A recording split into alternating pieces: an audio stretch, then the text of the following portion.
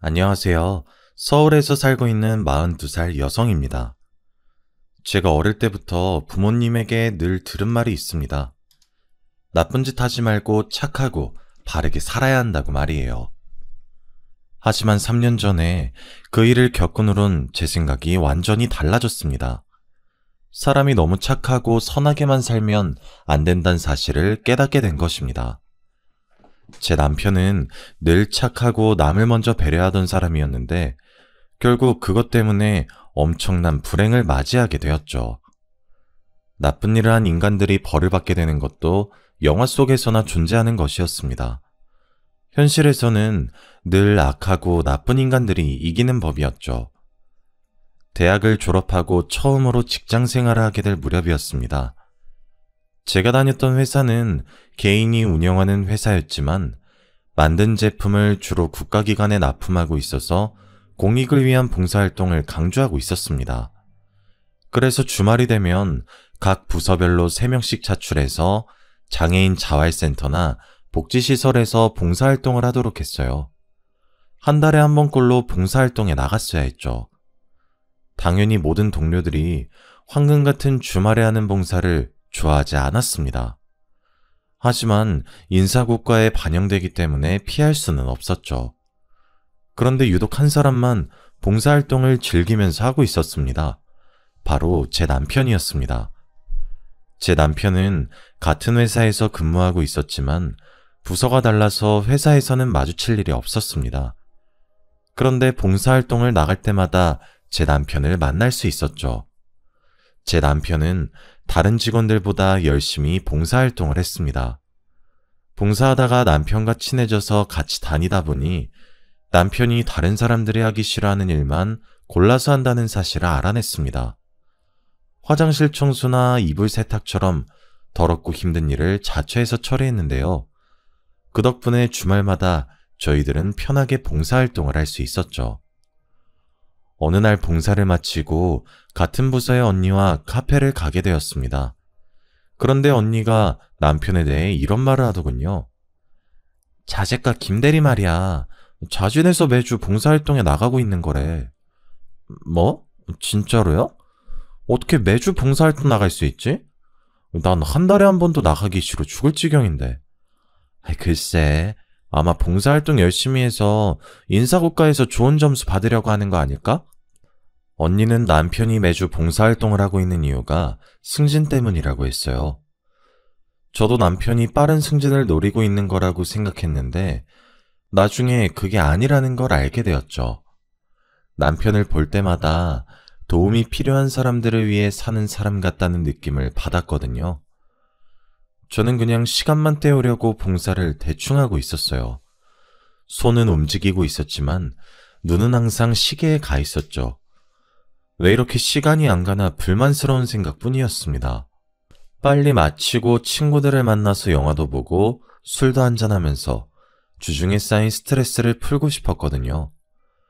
그런데 봉사할 때마다 시간이 너무 느리게 가서 짜증이 밀려왔습니다. 봉사시설에서 일을 할 때마다 저도 모르게 한숨이 나오곤 했습니다. 그러다가 어느 날은 두꺼운 이불을 전부 다 걷어서 빨아야 한다는 거 있죠. 그날 하필이면 저와 남편 둘이서만 봉사를 하러 나와 있었습니다. 게다가 주말이라 장애인 시설 관계자도 달랑 한 명밖에 없었는데요. 그 관계자분도 처리할 업무가 있어서 도와주지 못한다면서 미안해 하더라고요. 아니, 선생님도 도와주지 못하신다고요? 산더미 같은 이불 빨래를 둘이서 어떻게 해요? 다른 일도 많은데. 그냥 웃으면서 해요. 어차피 해야 되는 일이잖아요. 네? 민준 씨는 이게 아무렇지도 않아요? 민준 씨가 다 할 것도 아닌데 이런 건 못하겠다고 항의해야죠. 저는 그냥 하자고 말리는 남편이 짜증났지만 남편은 불평하지 않고 빨래를 시작했습니다. 그러면서 제게 이런 말을 해주더라고요. 언젠간 다른 사람의 도움을 받아야 할 수도 있잖아요. 지혜씨 많이 힘들면 이불 옮기는 것만 도와주세요. 민준씨, 아니에요. 저도 도울게요. 이것부터 옮길까요? 남편이 하는 말에 큰 감동을 받아서 남편이 다르게 보이더군요. 그때부터 남편과 함께 봉사하면서 많이 배우게 되었습니다. 저도 모르게 남편을 좋아하게 돼서 그럴까요? 이상하게 주말마다 하는 봉사가 지루하지 않고 재밌어졌습니다. 그래서 저도 남편처럼 매주 봉사활동을 시작하게 되었죠. 그만큼 남편과 가깝게 지나게 되었는데 얼마 지나지 않아서 회사에서 저희들이 연인 관계란 소문이 퍼졌습니다. 그 소문을 계기로 사귀게 되었다가 결혼까지 하게 되었습니다. 결혼 후에도 남편이 정말로 착하다는 사실을 알게 되었죠. 시어머니께서 남편이 어릴 때부터 남의 부탁을 잘 거절하지 못했다고 하더라고요. 제가 인사드리러 갈 때마다 착하고 여린 성격이라 너무 걱정이라고 하셨어요. 민준이가 저번에 과로로 쓰러졌다며? 자기가 다 못할 거 알면서도 남이 부탁하면 거절할 줄 모르니까 걱정이야. 민준이는 너무 착해서 탈이지. 동생처럼 야무진 면이 없어. 네, 그러게요.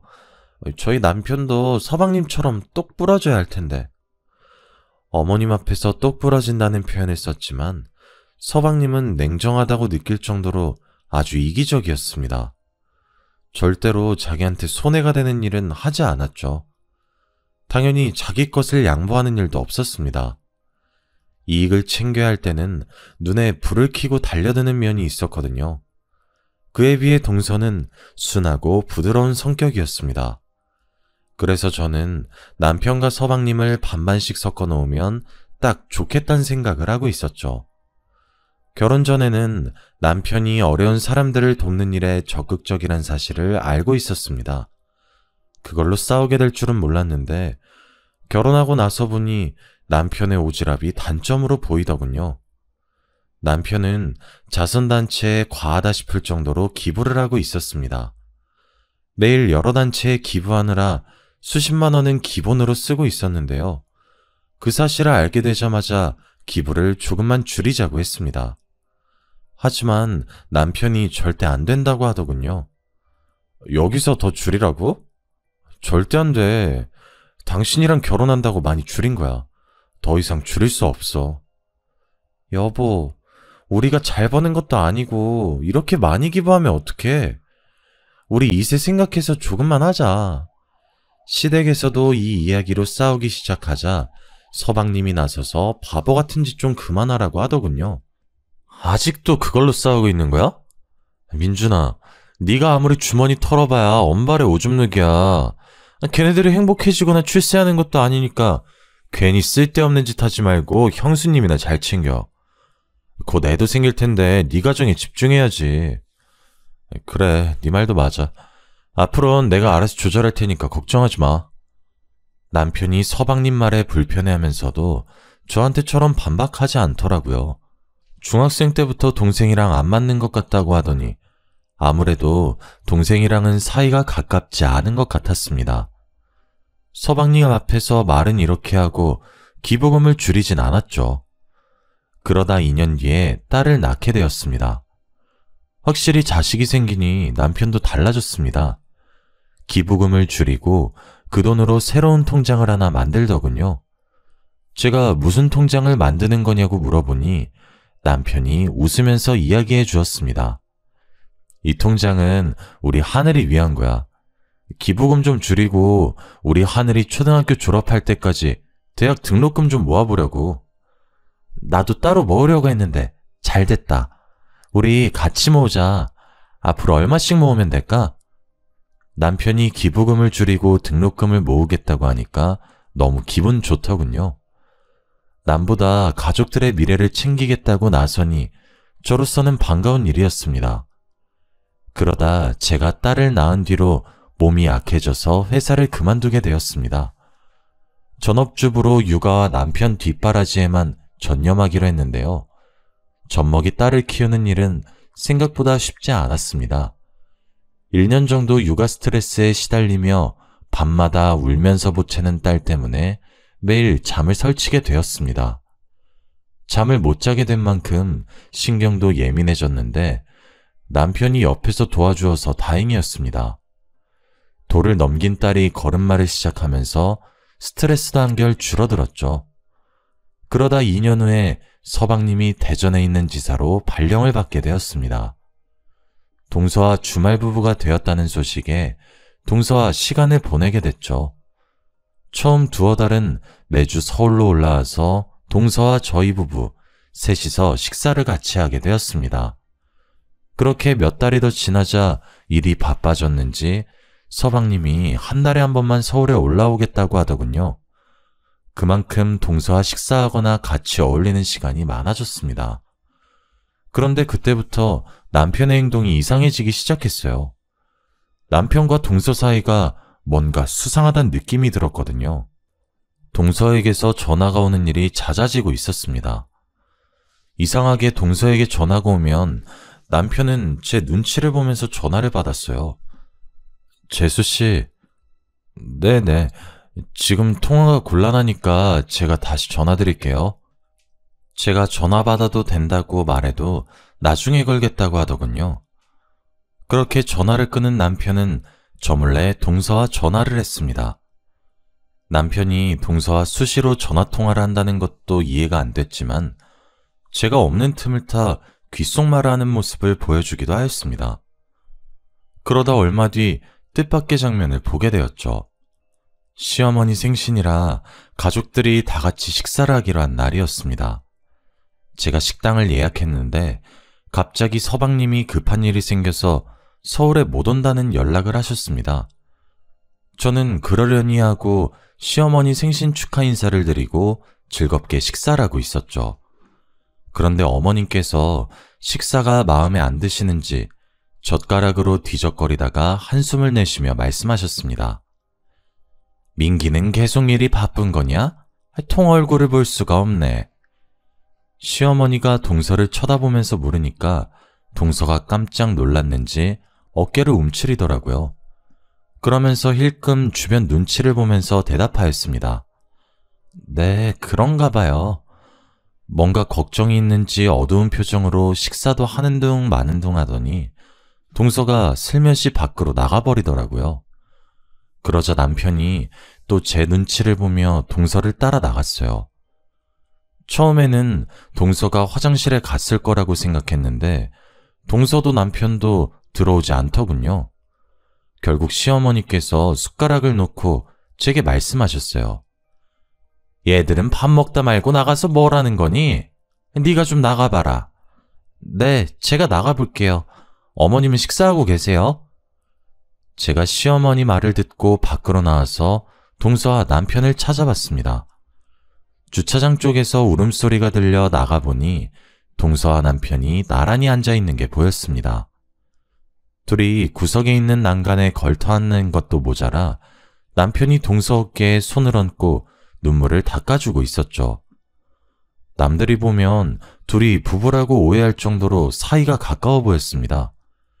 그래서 제가 크게 헛기침을 하며 다가갔는데요. 여보, 여기서 뭐해? 어머님이 기다리셔. 얼른 들어와.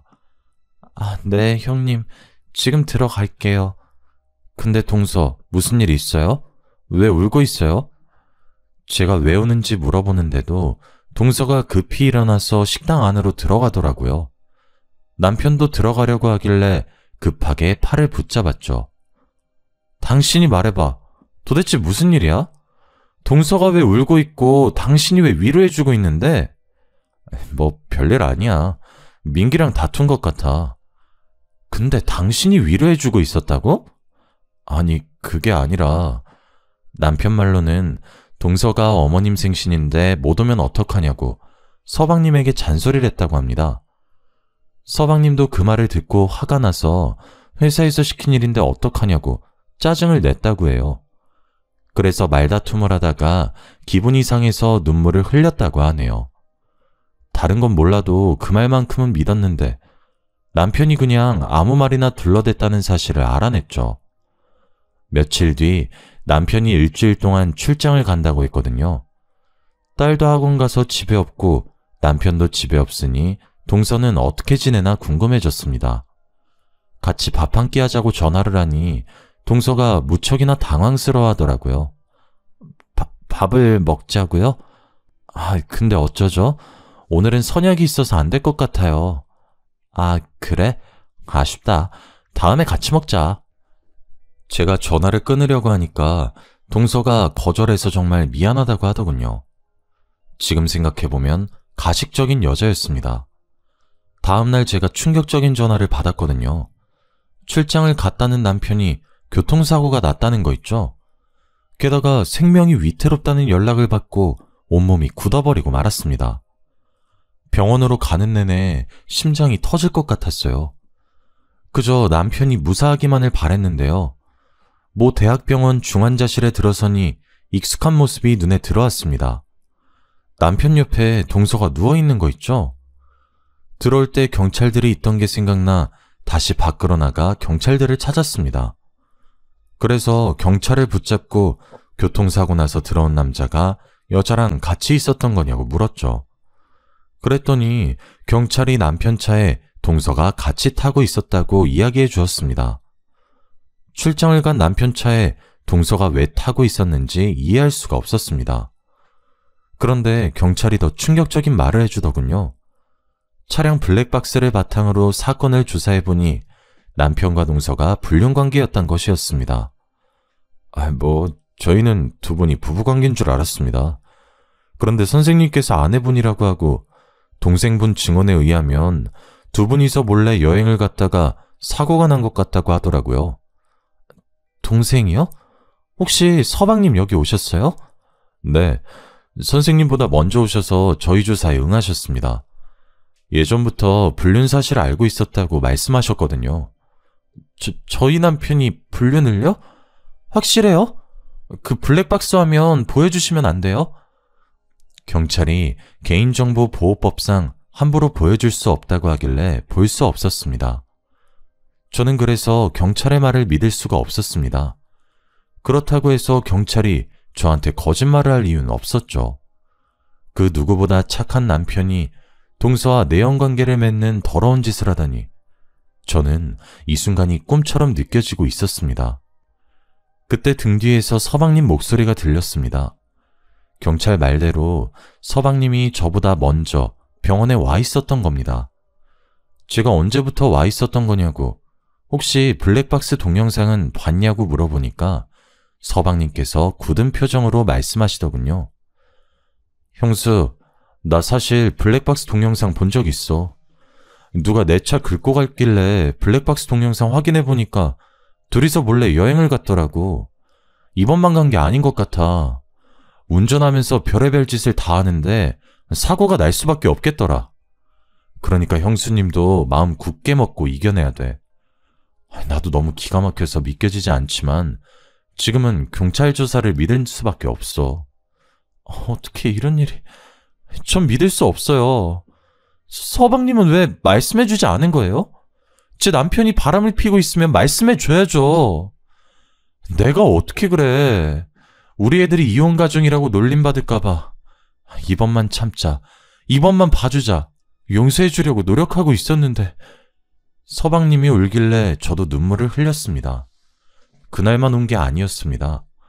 제가 몇 날 며칠을 울면서 제발 아니길 바랬지만 며칠 후에 경찰이 사고에 대한 결론을 내려버렸습니다. 남편이 회사 일로 출장을 간다는 것도 거짓말이었죠. 블랙박스를 근거로 남편과 동서가 내연관계였으며 남편의 운전부주의로 사고가 났다는 사실이 밝혀졌습니다. 설마 했는데 하늘이 무너지는 기분이 들었죠. 제가 분노에 차 안절부절 못하는데도 서방님은 차분하셨습니다. 사실 전부터 남편과 동서가 수상해 보였다고 이야기해 주었는데요. 형수님한테 이런 말까지 하게 될 줄은 몰랐네. 제가 대전에 내려가면서부터 민준이랑 집사람 사이가 더 가까워진 것 같더라고. 사실 전부터 이상하긴 했는데 서방님은 몇 달 전에 있었던 어처구니 없는 일을 이야기해 주었습니다. 서방님께서 주말 업무가 남아서 서울에 못 올라간다고 동서에게 전화를 했다고 하는데요. 그런데 생각보다 업무가 일찍 끝나서 급히 서울로 올라갔다고 합니다. 집에 들어가니 남편과 동서가 같이 있어서 깜짝 놀랐다고 하죠. 아니, 형이 왜 여기 있어? 네가 없으니까 재수씨가 심심하다고 해서 놀러왔어. 왜? 내가 못 올 때라도 왔어? 그건 아닌데 놀러올 거면 말을 하지 그랬어. 네가 있어서 깜짝 놀랐잖아. 가족끼리 놀러올 수도 있지. 놀랄 게 뭐가 있어? 남편의 당당한 태도에 서방님은 더 이상 할 말이 없었다고 합니다. 동서가 남편과 자주 연락하거나 만난다는 사실을 알고 있었지만 설마 그런 짓을 저지를 거라고는 상상조차 못했다고 해요. 서방님의 말을 들으니 남편과 동서가 은밀하게 뭔가를 속삭이던 모습이 떠올랐습니다. 주차장에서 남편이 어깨를 토닥여주면서 속삭이던 모습. 믿고 싶지 않았지만 둘이 불륜을 저지르고 있는 것 같았죠. 일단 남편과 동서가 정신을 차려야 불륜에 대해 캐묻던지 할 수 있을 것 같았습니다. 그래서 저는 시어머니께 딸을 맡기고 남편 옆에 붙어서 간병을 했습니다. 말도 하지 못하고 누워있는 남편을 보니 만감이 교차하더군요. 마누라 몰래 재수씨와 재미를 보다가 천벌을 받은 것 같다는 생각도 들었죠. 서방님도 회사에 휴가를 내고 병원에 자주 들리셨습니다. 그런데 며칠 뒤에 서방님이 누군가와 전화통화하는 소리를 듣게 되었습니다. 화장실을 다녀오는데 비상구 쪽에서 서방님 목소리가 들려오더군요. 아씨, 조금만 더 기다리라니까. 의사가 그러는데 둘 다 의식 돌아올 가능성이 거의 없대. 그러니까 안심해. 하여튼 저것들이 빨리 없어져야 마음 놓을 텐데. 그 말을 듣는 순간 등골이 섬찟해지더라고요. 그날만 그런 것이 아니었습니다. 서방님이 자리를 비운 날 담당 간호사가 제게 다가오더니 간호사실로 따라오라고 하는 거 있죠? 그 간호사를 따라가자 제게 이상한 말을 해주었습니다. 일주일에 한두 번 오시는 분, 김민준 보호자분 동생 되시죠? 그 보호자분 진짜 이상해요. 형님분 휴대폰에 엄청 집착하더라고요. 네? 서방님이요? 네, 김민준님이 병원에 실려온 첫날에 핸드폰부터 챙겼어요. 교통사고 났는데 어디 다쳤나, 숨은 붙어있나 확인도 안 하더라고요. 그리고 그분이 어떤 여자와 전화통화하는 것도 들었는데요. 간호사가 우연히 병원 복도에서 서방님이 전화통화하는 걸 들었나 봅니다. 휴대폰에서 여자 목소리가 들렸다고 하더라고요. 일부러 사고를 내고 숨기고 있다는 것 같다는 말에 손발이 떨리기 시작했습니다. 아무래도 이상한 느낌이 들어서 사모님에게 말씀드리는 거예요. 그런데 대전에 있는 분이 어떻게 서울에 있는 사모님보다 먼저 병원에 올 수 있을까요? 가만히 생각해보니 간호사 말이 맞았습니다. 게다가 서방님의 수상한 행동은 여기서 멈추지 않았습니다. 제가 서방님을 보자마자 남편의 휴대폰을 달라고 했습니다. 서방님이 저희 남편 핸드폰 가지고 계시죠? 남편 물건이니까 제가 가지고 있을게요. 갑자기? 나 집에 두고 왔는데? 그럼 지금 가서 가지고 오세요. 대전 숙소에 있다는 말이었는데 거기까지 다녀오라고? 형수한테 무슨 일 있었어? 아니, 그게 아니라 남편 핸드폰 보고 싶어서 그래요. 그 사람이 속도 위반하거나 신호 위반할 사람이 아닌데 갑자기 사고가 나서. 설마 나 지금 의심하는 거야? 지금 무슨 소리 하는 거예요? 제가 왜 서방님을 의심해요? 근데 왜 핸드폰을 보고 싶어 해? 핸드폰에 무슨 증거라도 남아있을까봐? 내가 확인해봤는데 아무것도 없었어. 그렇다면 다행이지만 남편 사진이라도 건지고 싶어서 그래요. 저한테 남편 사진이 별로 없어서. 그래? 그럼 내가 줄게. 나 형 사진 많이 있어. 서방님, 이렇게까지 안 주는 이유가 뭐예요? 그냥 줄 수 있잖아요. 너야말로 이상하다? 왜 자꾸 핸드폰을 달라고 하는 거지? 제발 주세요. 우리 하늘이가 가지고 있고 싶다고 했어요. 정말 서방님이 뭔가 숨기고 있다는 생각에 눈물이 나오더라고요. 막장 드라마 같은 일이 나한테 일어나다니. 이 상황이 믿겨지지 않아서 제발 아니길 바라며 눈물로 호소했습니다. 제가 제발 달라고 하니까 그제야 대전에서 올라오는 길에 가져다 준다고 하더군요. 제가 혹시 몰라서 대전에서 온다는 날에 꼭 가져오라고 전화했는데 깜빡 잊었다고 하였습니다. 갑자기 전화를 걸어서 지금 대전에 있으면 택배로 보내달라고 해도 소용이 없었습니다. 굳이 자기가 가지고 있겠다면서 끝까지 휴대폰을 주지 않더군요. 일주일 뒤에 남편이 세상을 떠나고 말았습니다. 서방님은 이때를 기다렸다는 듯이 납골당과 화장 이야기를 꺼냈습니다. 그러면서 유품인 휴대폰을 같이 태워버리겠다고 했어요. 그날 밤에 저는 서방님이 남편의 핸드폰을 어디에 뒀는지 확인했습니다. 그리고 몰래 남편의 휴대폰에서 유심칩을 빼두었죠. 이틀 뒤 남편의 시신이 화장 처리되었습니다. 서방님이 남편의 장례식에서 목 놓아 통각하는 모습이 아내인 저보다 더 슬퍼 보이더군요. 하지만 저는 그 모습을 믿지 않았습니다. 며칠 후에 남편의 휴대폰을 복원시켜서 사진과 문자를 살펴보았죠. 그리고 서방님이 숨기고 있던 끔찍한 비밀을 알게 되었습니다. 서방님은 동서 몰래 내연녀를 만나고 있었습니다. 불륜 사실을 동서가 알게 된 순간 대전지사 근무를 시작하게 되었죠. 서방님은 내연녀와 대전에서 살림을 차렸고 서울에는 일이 바쁘다는 핑계로 올라오지 않았습니다. 동서는 서방님이 너무 수상해 보여서 대전에 내려갔다가 서방님의 불륜 현장을 목격하게 된 겁니다. 화가 머리끝까지 난 동서가 내연녀와 머리채를 쥐어뜯으며 싸웠고 서방님에게는 가정으로 돌아오라고 사정을 했다고 하는데요. 여보, 내가 다 용서해줄게. 당신이 바람핀 거 없었던 일로 해줄 테니까 지금이라도 돌아와. 난 그럴 생각이 없어. 그러니까 그냥 이렇게 살든지 아니면 이혼하든지 둘 중 하나 선택해. 뭐? 이럴 거면 왜 나랑 결혼했어? 2년이랑 결혼하지 왜 결혼했냐고. 나도 후회돼서 이러는 거 아니야. 그러니까 이혼하자고. 안 돼, 여보.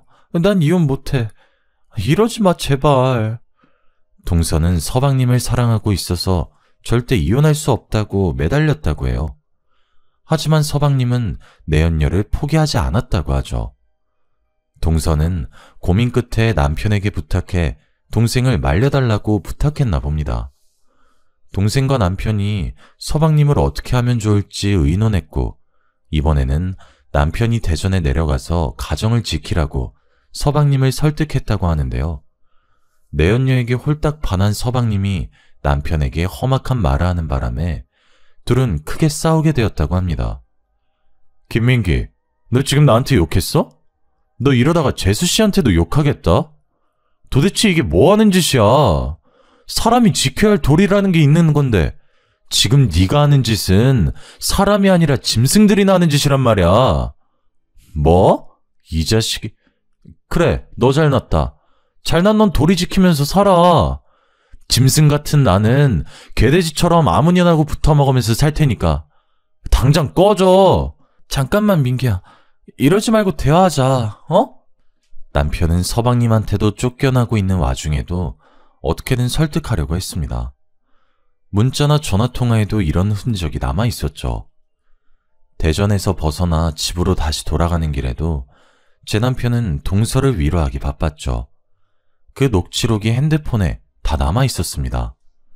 제일 최근에 찍힌 문자 내역을 보니 남편이 마지막 방법을 쓰러 가자고 제안한 대화가 남아있었습니다. 재수씨, 이렇게 된 이상 마지막 결단 내리셔야 합니다. 같이 대전으로 내려가서 민기랑 단판 지어요.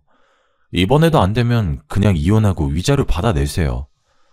네, 저도 이제 지쳤어요. 이제 아주버님 말대로 할게요. 그날 바로 날짜를 잡아서 대전에 내려가기로 한 내용을 보는데 가슴이 찢어질 것 같았습니다. 며칠 뒤에 남편이 동서를 태우고 대전에 갔다가 사고를 당한 것이었습니다.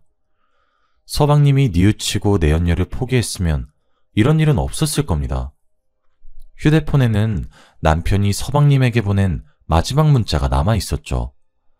민기야, 지금 대전에 왔어. 어디로 갈까? 땡땡 식당으로 와. 그 여자랑 같이 나갈 거니까 우리 사자 대면에서 오늘 결판 내리자. 우리 이렇게 된 거 좋게 끝내자. 재수 씨랑은 연인이었고 가족이었잖아. 좋게 끝내면 나중에 탈도 없을 거야. 그러니까 너무 싸우지 말자. 어? 그 문자를 보니까 눈물이 그치질 않더군요. 저는 남편에게 속은 게 아니라 서방님에게 속고 있었던 겁니다. 파렴치한 불륜을 저지른 건 서방님이었던 거죠.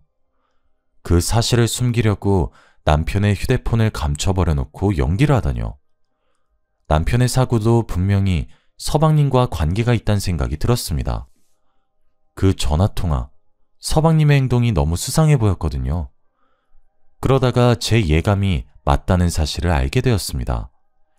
제가 실마리를 찾으려고 남편과 서방님, 그리고 동서와 내연녀가 마지막으로 만났던 식당에 가보기로 했습니다. 그리고 식당 주인을 불러달라고 말하고 남편 사진을 보여주면서 물어보았죠. 혹시 이 사람들 기억하고 계시나요? 얼마 전에 이 사람들이 여기 왔었는데. 제가 서방님이랑 동서 사진까지 보여주니까 주인이 무언가 생각난 눈치더라고요. 네, 기억나죠. 근데 혹시 무슨 일이라도 생겼나요? 식당 주인이 조심스럽게 제게 물었다가 남편과 동서의 교통사고 소식을 듣고 깜짝 놀랐습니다. 그리고 주인이 경악스러운 말을 내뱉는데 그 말을 듣고 당장 경찰서로 달려갈 수밖에 없었죠. 제가 경찰들을 데리고 서방님의 집에 들이닥치자 서방님이 내연녀와 같이 낄낄거리다가 벌떡 몸을 일으켰습니다. 뭐야? 당신네들 이렇게 들어오는 게 어딨어? 김민규 씨, 당신을 살인 혐의로 긴급 체포합니다. 출동한 경찰들이 살인 혐의로 서방님의 손목에 수갑을 채웠고 내연녀도 경찰서로 끌려가게 되었습니다. 경찰서에 도착한 서방님과 내연녀는 뻔뻔스럽게도 살인이라니 말도 안 되는 소리 하지 말라고 큰 소리를 치더군요. 하지만 경찰이 식당 주인의 진술한 녹취한 파일을 들려주자 둘의 얼굴에서 핏기가 사라지고 말았습니다. 식당 주인 증언에 따르면 식당에 도착한 네 사람이 처음에는 크게 말다툼을 했다고 합니다. 가정을 포기하는 한이 있어도 이 여자 절대 포기할 수 없어. 그러니까 지금 당장 이혼하자고. 뭐? 지금 당장 이혼하자고? 웃기지 마. 이혼 소송에서 당신이 가진 돈 전부 다 위자료로 받아낼 거야. 서방님은 합의 이혼을 하자고 했지만 남편과 동서는 위자료를 청구하겠다고 맞선 겁니다. 이혼 소송할 변호사까지 구해뒀다는 말에 서방님과 내연녀가 밖으로 나가서 뭔가 밀담을 나눴다고 하는데요. 그 밀담을 식당 주인이 듣게 되었다고 합니다. 고기를 구울 숯불을 피우느라 밖에서 일하고 있었는데 서방님과 내연녀는 누가 듣고 있는 줄 몰랐던 거죠. 와, 좋게 이혼하자고 할 땐 언제고 위자료를 달라고 하네? 저것들이 한통속 돼서 나를 뜯어먹으려고 설치는데 어떻게 하지? 가만히 있다가는 당신 돈 전부 다 날리겠는데? 내가 보니까 전현이 돈독이 단단히 오른 것 같아. 원래 나 없으면 죽을 것 같다고 찔찔 짜던 앤데 김민중 그 자식이 옆에서 바람 넣어서 그런 거야. 미친 자식. 죽여버리고 싶어. 여기엔 다 담진 못했지만 서방님은 남편과 동서에게 입에 담기 힘든 욕을 했습니다. 그걸 들은 내연녀는 더 엄청난 말을 내뱉었죠. 그럼 죽여버리자. 아무도 모르게 죽일 방법 알고 있어. 식당 주인은 그 말을 듣고 가슴이 철렁 내려앉았다고 합니다. 장난삼아 하는 말이 아니라는 걸 알고 그때부터 둘의 행동을 유심히 살폈다고 하는데요. 내연녀가 약국으로 달려가자 자리로 돌아온 서방님이 동서에게 갑자기 원하는 만큼의 위자료를 주겠다고 약속했습니다. 그래, 이렇게 된 거 전부 다 내 잘못이니까 당신이 원하는 만큼 위자료 줄게. 머리 아프게 소송 같은 건 하지 말자. 뭐? 정말로? 동서는 서방님이 자리 비운 내내 울다가 눈물을 뚝 그쳤다고 해요. 서방님은 그런 동서를 살살 달래서 합의를 봤다고 하죠. 그리고 내연녀는 서울로 돌아가려는 남편에게 수면제가 든 피로회복제를 주었다고 합니다. 가는 길에 이거라도 드세요. 밤도 깊은데 서울까지 가시려면 피곤하실 거예요. 피로회복제 사러 약국 가신 거였어요? 갑자기 약국 가셨다길래 어디 아프신 줄 알았어요. 아니요, 아프긴요. 하나도 안 아파요. 민준 씨도 아프지 마세요. 식당 주인이 아프지 말라는 말을 듣는 순간 피로회복제 속에서 뭔가를 집어넣어 놓고 착한 척 미소 짓는 내연녀의 모습이 무서웠다고 말해주었습니다. 그리고 남편과 동서가 서울로 출발하자 그 인간들도 급하게 차를 몰고 같은 방향을 갔다고 하죠. 남편과 동서가 처참한 사고를 당했다는 소식을 듣고 기뻐했을 두 짐승을 상상하니 속이 부글거립니다. 사실 그 사고는 짐승들이 의도했던 대로 운전을 하던 남편이 약에 취해 잠이 들었다가 도로 밑으로 추락한 사고였습니다. 더 충격적인 건 동생은 죽고 아내는 의식불명인데도 서방님은 여전히 내연녀와 놀아나면서 남편의 재산까지 가로챌 궁리를 하고 있었던 겁니다. 경찰은 식당 주인의 진술을 바탕으로 둘에게 살인공모를 추궁했지만 이미 인간이기를 포기한 것들은 끝까지 부인했죠. 경찰은 내연녀가 피로회복제를 사기 위해 들린 약국을 찾아내 피로회복제를 수면제와 함께 샀다는 사실을 알아냈습니다. 식당 근처에 있던 방범 카메라에서 내연녀가 피로회복제병에 뭔가를 넣는 모습도 확보했는데요. 결국 경찰 내에서 서방님과 내연녀는 공모해서 의도적으로 남편과 동생을 살해했다는 결론이 났습니다. 검찰은 둘을 살인 및 살인 미수 혐의로 구속했습니다. 아무리 여자에 홀렸다고 하더라도 어떻게 내연녀 말만 듣고 친동생과 아내를 죽일 수 있을까요? 서방님 생각을 할 때마다 소름이 끼치고 눈물밖에 나오지 않습니다. 그런데 어처구니 없게도 그 인간들은 재판 결과 실형을 선고받았는데 형벌이 너무 무겁다면서 항소를 했다고 하네요. 항소 결과로 제발 형벌이 가벼워지지 않길 바랍니다. 이렇게 안 좋은 소식만 들리던 와중에 동서가 드디어 의식을 회복하게 되었습니다. 그런데 동서가 사고 이전에 있었던 기억을 다 잊어버린 것 같더라고요. 서방님이 바람피기 전까지만 기억하고 있어서 마음이 아팠습니다. 내가 왜 병원에 있는 거지? 형님, 우리 그이는 어디 갔어요? 그이랑 같이 드라이브 하고 있었던 것 같은데 기억이 안 나. 우리 남편이랑 애들은 안 다친 거죠? 동서, 그게 아니라... 동서에게 서방님이 바람피고 있었고 위자료 때문에 동서를 죽이려고 했다고 말할 수 없었습니다. 결국 고민 끝에 동서에게는 서방님이 해외 출장 갔다고 둘러댔습니다. 그리고 동서가 완전히 회복되면 진실을 말해줘야겠죠. 의사는 동서의 회복 속도가 생각보다 빨라서 시간이 지나면 혼자서 걸을 수도 있을 거라고 하더라고요. 저는 동서한테 어떻게 말하면 좋을까요? 사실 동서를 보러 병문안을 갈 때마다 죄책감이 생깁니다. 우리 그이는 왜 안 오는 거냐고 전화라도 해보자고 저를 보채고 있거든요. 그렇다고 해서 갑자기 진실을 이야기해주면 충격받아서 쓰러질까봐 걱정이 됩니다. 아예 처음부터 진실을 말해줄 걸 그랬나 봐요. 어젯밤부터 계속해서 후회가 되네요. 여러모로 마음이 불편해져서 이렇게 사연을 보내봅니다. 제가 어떻게 하면 좋을지 조언해 주시면 감사드리겠습니다.